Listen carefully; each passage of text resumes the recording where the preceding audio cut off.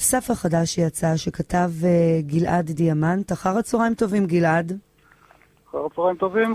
אז אנחנו מדברים היום על השד יודע. כן. לאחר ספר ראשון שכתבת, חשיבה חדה, שעוסק בספקנות מדעית, אתה לוקח אותנו, אני חושבת גם לאיזשהו ספק, אמונה במכשפות, בכללות. כן, אני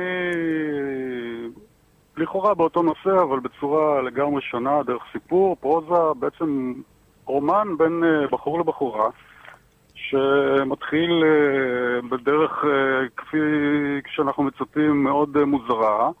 היא חברה של אחותו, ופתאום איכשהו יוצרים קשר, היא אומרת, תשמע, מוטלת עליך כללה, אני חייבת לבוא להסיר אותה. והיא מגיעה אליו, עושה איזשהו טקס עם כל מיני עניינים, וכבר הוא שם מתחיל לשמוע כל מיני דברים מוזרים שהוא לא ציפה לשמוע. עכשיו, חשוב להבין שהבחור רציונלי, עובד בהייטק, מין חנון כזה די טיפוסי. כן.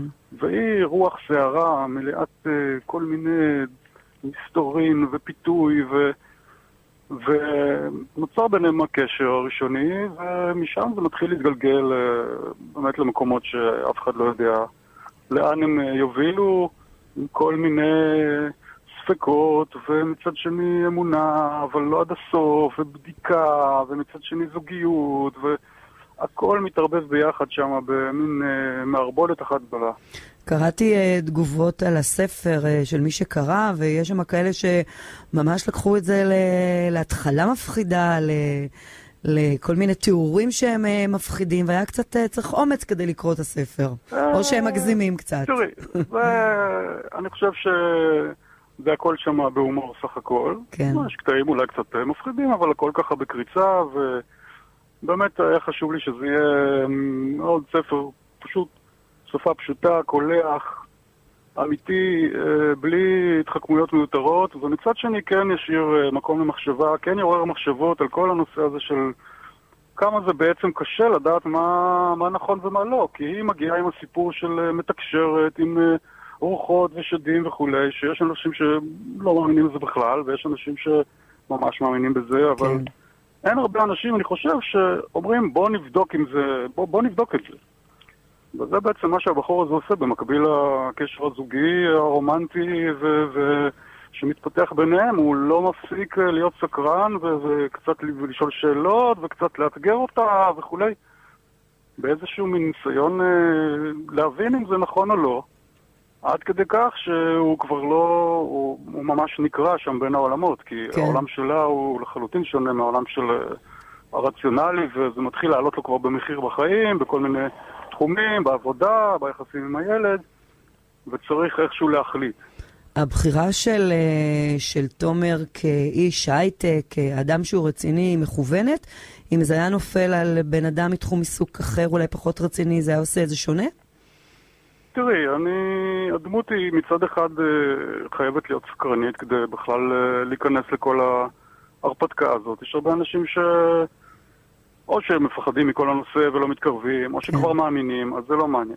מה שעוד שם חשוב זה שהרקע, המצב הנפשי שלו הוא יחסית מעורער, נקרא לזה, הוא בדיוק נפרד, גירושים וכו'. יש את כל הפוטנציאל שדברים יסחפו אותו למקומות חדשים, ומישהי בא ומטפחת לו את האגו וכו'.